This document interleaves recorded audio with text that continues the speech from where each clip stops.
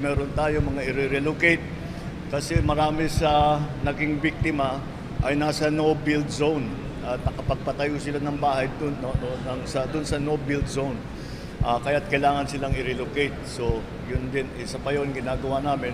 Napag-usapan namin ng mga local government units dito sa Cebu to include the provinces, the municipalities, and the cities, ay pinag-usapan namin kung paano saan natin ilalagay dahil umaasa kami sa LGU para makahanap ng lupa, paglalagyan ng mga i-relocate.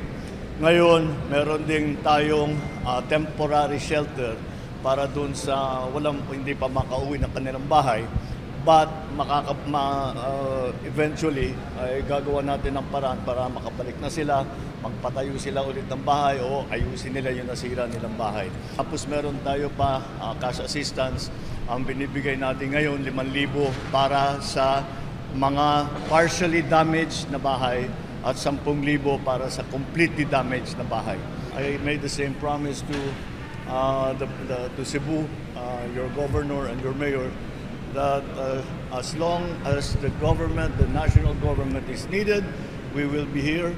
We are not leaving hanggat maayos na ang inyong mga buhay at hindi na kami kailangan para sa mga tulong na dinadala namin, then we will remain here. Nagbigay din ako ng warning sa ating